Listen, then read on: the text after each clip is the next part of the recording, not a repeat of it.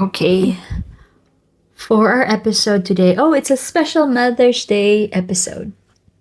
Yes.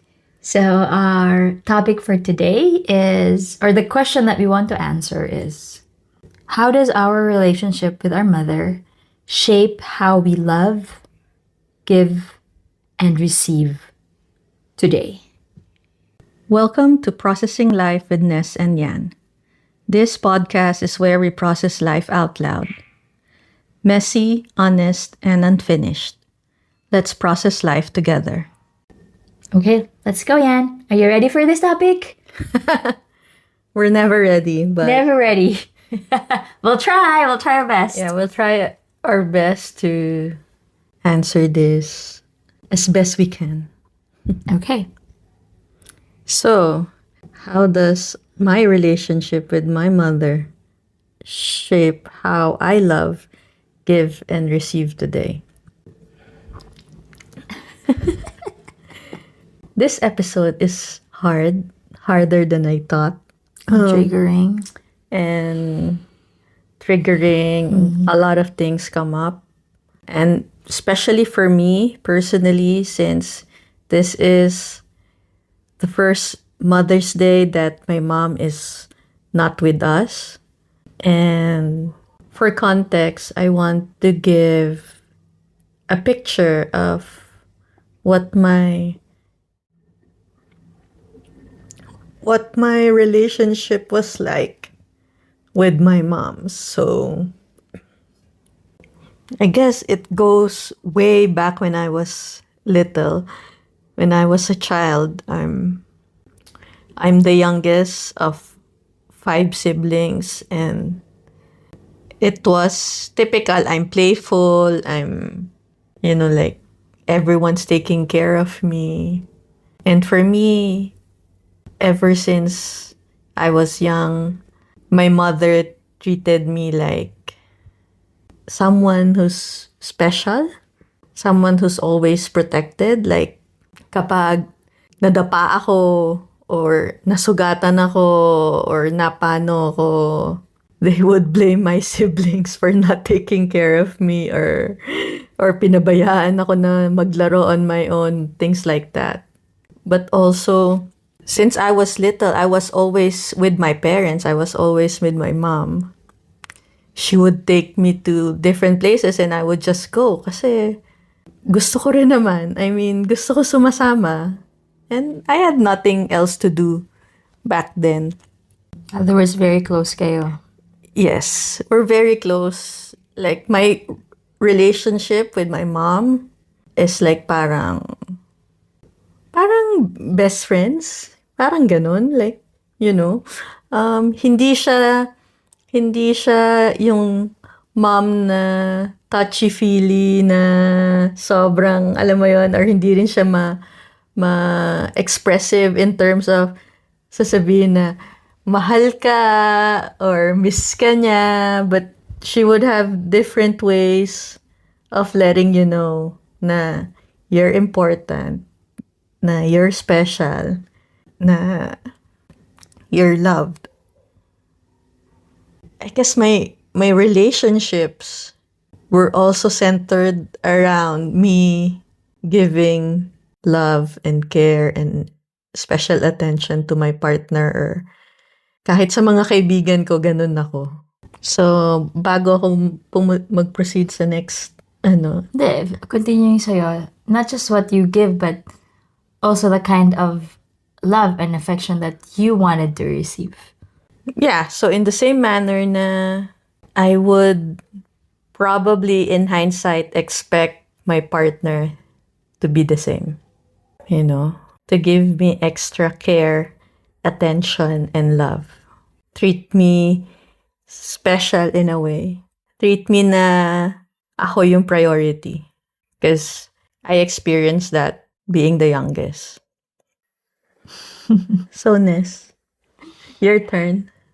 Iba yung perspective ko when I see that. I watch my mom, I observe her and what she does. And there are many things that I learned na I don't want to do that. I don't want to be doing the way that she was doing things. Example, how she was, positive yun, like how she was very attentive to my dad. Almost like my dad was the priority. And I would see how she took care of him. And sabi ko talaga, I remember being young and really telling myself, I will not do that to my husband.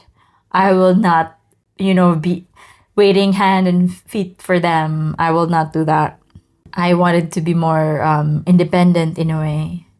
For me kasi iba na yung lens na nakikita ko ngayon. If you ask me this 10 years ago, I would probably say something different. But now I see it as a way of codependency, needing to always have a partner or someone to take care of. And nakikita ko sa sarili ko yun, that I am the same. Hindi man ganun ka-attentive, I am the same. I'm the same as my mom. The older I get, the more I see how much I am like my mom. The codependency where kahit sabihin ko I'm very independent, I still thrive having a partner or having someone to take care of. When I didn't have a partner, it was my child. I gave everything to my child. It's like you validate your worth by making sure there's someone who needs you. Which naging topic din natin yun, right? What happens pag hindi ka na kailangan, pag wala kang kailangan gawin? So for me, that's me just being observant. That's me acknowledging that I subconsciously copy what I see in the adults around me. And it's something that we all do. But every child, what happens when you're in that environment, madali natin ma-absorb yun. And we grow up not even knowing we're doing it. And lately ko na nakita. Even now, nakikita ko how I dance. I also see my mom and how I dance. Oh my gosh, okay, I need to change my moves. Because I guess in this topic about our mother, it's that what have we copied?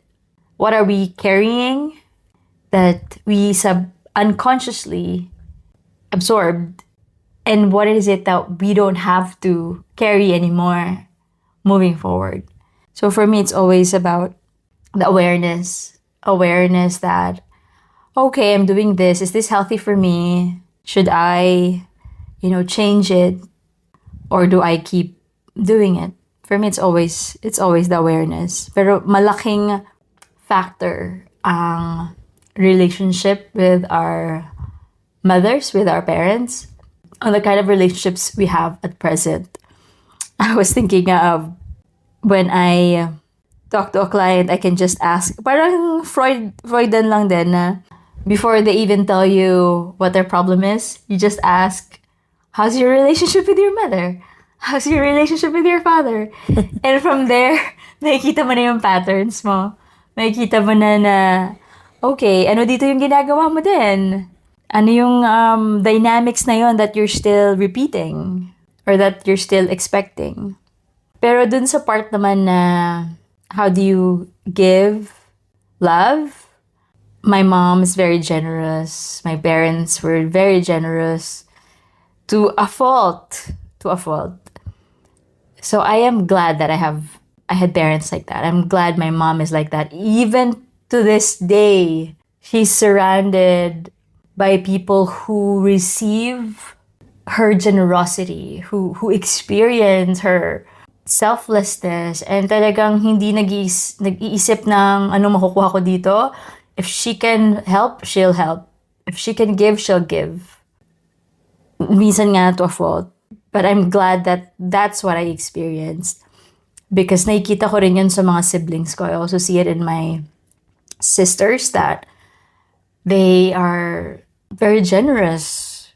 Sobrang hindi nag-iisip kung magbibigay ba sila o hindi. It's a matter of how much can I give. Yun na lang yung limitation. But we grew up seeing them always helping others. So, I'm glad that I have that.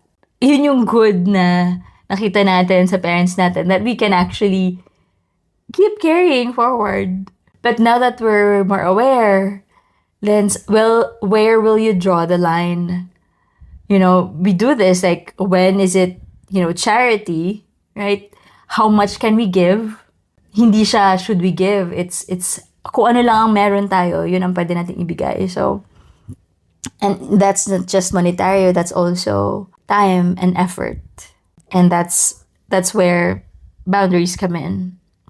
But I also want to point out, I read this and also heard this na our children will not treat themselves the way their mother treated them. They will treat themselves the way they see their mothers treat themselves. So if the mother had a lot of self-care, the child will also copy that and also give her self-care. Kahit binuhusan ka ng sobrang daming pagmamahal, pero kung nakikita mo ang nanay mo na hindi niya inaalaga ng sarili niya, ganon din siya. Hindi niya rin inaalaga ang sarili niya. Kaya I'm glad that I saw my mother really take care of herself.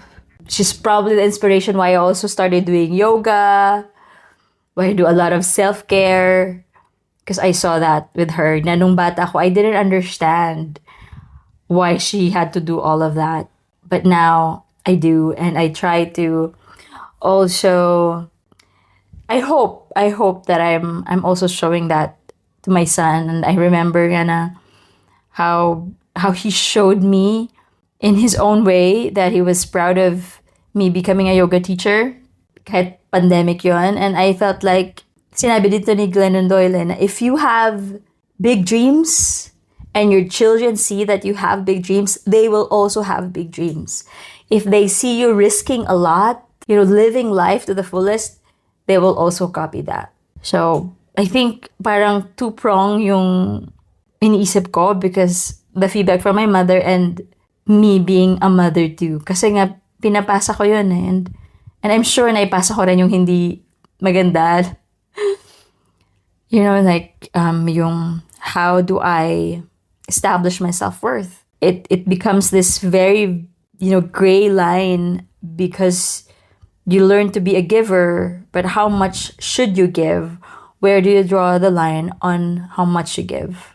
And I hope that in my case that my son draws the line on how much he is willing to give his time, effort, and money in a way na hindi siya nadideplete, hindi siya nadidrain.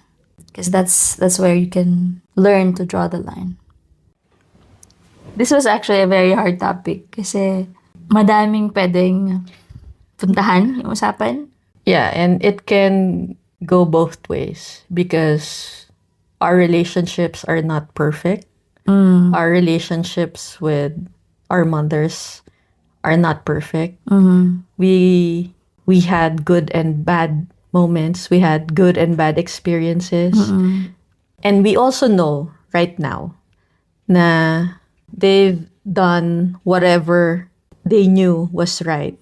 They've given it their best. They did what they could.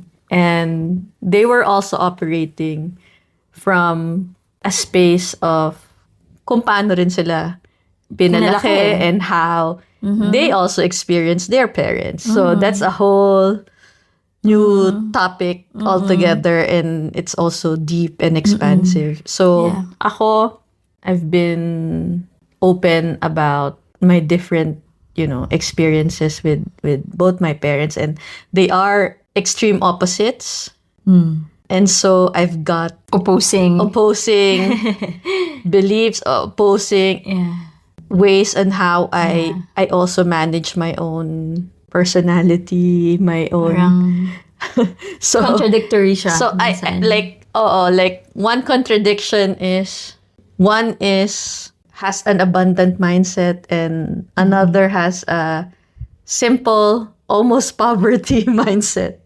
So that alone is so extreme na I grew up thinking, okay ba magkapera? Masama ba magkapera? Okay ba yumaman? Masama ba yumaman? Or dapat maghirap ka or wag kang mag-suffer o mag-suffer ka. So, or magdasal ka lang, darating din yung pera. Yeah. Or wag kang gumastos para palagi may pera. And this only came out when we were working on our inner child healing. yeah. And when we were asked about what's our relationship with money, What are the beliefs of our parents? Malaking and bagay yun. what came to be our beliefs growing up. So it's Yeah. really a whole topic. You don't know. You don't know what you actually talaga absorbed. But if you look at ano yung beliefs ng parents mo, look at your own beliefs and see if there are similarities. Yes, from there malalaman mo, like my mom is super workaholic. She's Virgo, and I think most of my siblings took that to heart, yung maging super work mode lagi. Na we failed to rest. We fail at giving ourselves time to rest, to not do anything, And to not achieve. That is and okay. to not overachieve, or get validation from what we do or from the outcome of what we do. Yeah. Like for a long time, I thought I had to be someone, or I had to be doing something in order for my parents to love me, or in order for them to be proud of me. And you know what I admire your mom for is that before she passed away, you were able to talk about it, all the hard stuff. And yun naman ang ina-admire ko sa kanya. That she's open to talking about it. You know, and like, kaya nyo i-voice out. Yeah, I think that's also one of the gifts na gusto kong i-carry forward is yung for us to be able to handle hard stuff and be able to talk about it vocally instead of hiding it under the rug, or just keeping silent about so many things that we can actually talk about hard stuff. And bata pa lang kami, we had this family meeting that we call it, na it would just be simple, like random things that happen in the week, ganyan. Or kung masyadong busy in a month. Basta it's like a catch up, and also a way for us to be able to talk. Yeah. And yeah, I'm glad we were able to do one of the family meetings na we haven't done for so long. Yeah, kahit si Papi, even if it's ang hihirap ng subjects, you know, the topics that you need to talk about, you were able to talk about it. Hindi siya in a point to resolve it, but to really just air it out. Yeah. And another thing siguro na nakuha ko from Mommy, well, actually from Mommy and Papi, is that both of them are very faithful and religious. Magkaiba sila ng way of how to practice their being religious and prayerful. But I'm glad they both practice it their own way, kasi I've gotten to mix both practices that actually works for me. And that is for me to have a personal relationship with my God, with Jesus, and to be more practical about it than the customary ways, traditions, that actually bypasses yung relationship na magagawa mo sana. Yeah. You know, we are celebrating Mother's Day in a way because we are acknowledging how much our mothers actually, you know, blueprint on us, how much our mothers affect who we are. How they imprinted on us, literally, that it will really impact our lives today how and we're gonna be in the future. Yes, how our relationship is gonna be. And I think kahit na, of course, it's not perfect, they're also just humans.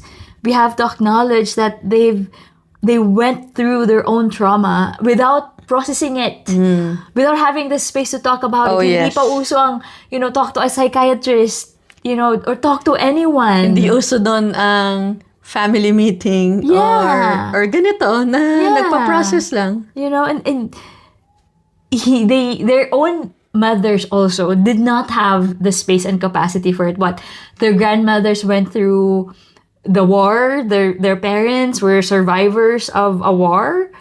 So, grabe din yung trauma that they carried, and they actually soldiered on thinking na oh, I'm just grateful to be alive kasi some people have it worse. Alam mo yun? And yun lang yung na-carry din natin na yung resilience nga. Keep soldiering on. But it's like they lived a life na unprocessed in a way. Kasi hindi pa uso nun. And tayo nga lang, tayo yung nagiging aware now na, oh, we can process this after all. Na, oh, there are ways not to carry this forward. I think yun yung awareness. It's not about blaming our parents. It's not helpful. It will not go anywhere. It's about acknowledging that we are all humans, but that generational trauma is so real. Ang pinagdaanan ng great-grandmother natin, naramdaman yun ng great-grandmother natin, ng grandmother, and ng mother natin. Passed down yun without them knowing that they passed it on. And it's, if you are starting to be aware of it now, then ikaw lang ang may, the tools. Yeah, ikaw may kakayahan. Anong gagawin mo sa buhay mo ngayon? Yes. Anong gagawin mo bukas and sa mga susunod pang generation? That's the point of knowing what your trauma is. And it's not about going back to the past, trying to find someone to blame. Yun lang talaga yun. I think it's, sometimes I have a session with my clients na, how was your mother when she was pregnant with you? How was your mother when she was raising you? Was she alone? Did she also have a job? Did she also have to clean the house? Like, can you imagine what it was like for them? If you were in their shoes at that time, would you have done differently or would you have done better? Hindi ko ma-imagine what it was like for my mom. My mom was 21 when she had me. That is so young. So young. And my dad didn't have a job. Hindi ko ma-imagine how she managed through it. Kaya all I have is, wow, kudos and compassion and gratefulness that she did the best she could with what she had. And still, she's a really kind human being. Alam mo yun?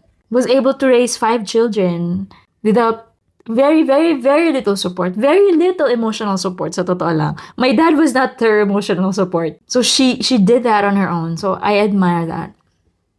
Ikaw, how would you want to honor your mom? How do you see her? Well, sa totoo lang, I still recall yung huling sinabi niya bago siya namatay. And as in, ito yung sa hospital bed. And she said na ako ang pinakamabait. But also for me, I think that was the first time she said that. Or she has given any, kasi nga hindi siya flowery sa words niya. Hindi siya demonstrative. Hindi siya ganon. Mas like, gusto niya ng service, magbabanding kayo, babiyahe kayo, mag-staycation kayo, ganon. Magarbo siya kapag may events or may isa-celebrate. Pero yeah, I also admired how nung 72nd birthday niya and we threw her a party, that she had the humility and courage to actually ask for forgiveness to everyone who's at the party, mga around 200 people yun. But more so, it felt like it was something very personal. Like, I remember crying the whole time nung party na. I felt na lahat nung past good and bad experiences that I had, na na erase or na forgiven, na brought to light, na acknowledge, na she asked for forgiveness, and that she's thankful for everyone that has become part of her life. And I know so many things about her that my siblings or my papi doesn't know, because we have that kind of relationship. And I also know na ang dami rin ako naging practice sa sarili kong buhay that made me aware kung saan galing yun. And so I'm also still understanding ano yung i-carry ko moving forward. Ano yung nakakatulong at hindi masyadong nakakatulong. And another thing nga, I think pinag-usapan natin to last week or I don't know. It was about yung isa rin sa mga huling ano niya na relax lang ako. Huling mga message niya for me to relax. And ako ito asking myself, paano ko magagawang mag-relax when I got it from her being so uptight. Like being so workaholic made me not relax. Made me feel na I don't have the time to relax. Kasi siya yung model ko of someone who's not relaxed, you know? Like, so now I'm trying to channel Papi na merong time for siesta, may relax ka lang talaga. As in, very cool lang. Like exercise, pagkagising, may morning routine, evening routine, may in-between the day routine, and always chill about so many things. So, Mommy, forgive me if I'm not able to relax quickly, but I'm becoming more aware of it. I'm giving myself time to actually do nothing. Not stress myself about so many things that I have no control over.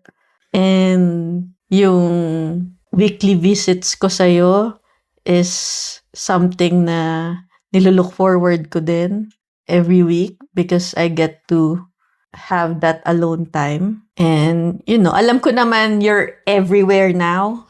And I'm happy kasi parang mas close tayo nga ngayon eh. Kasi alam ko lahat nakikita mo.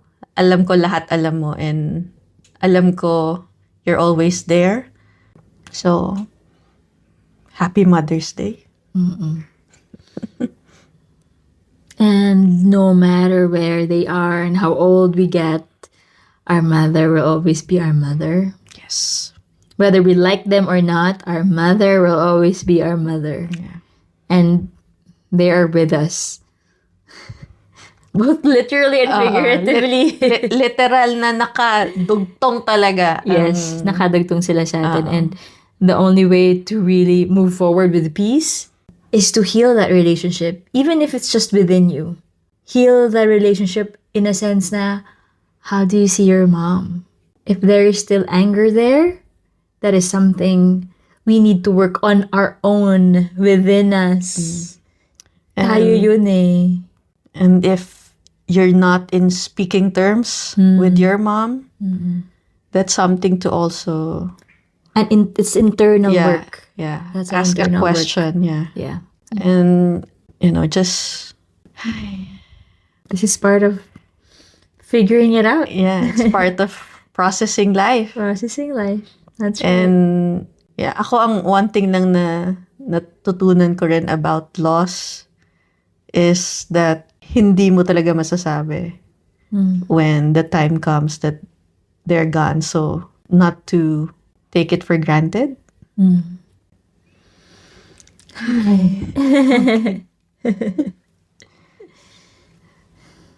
Till next time.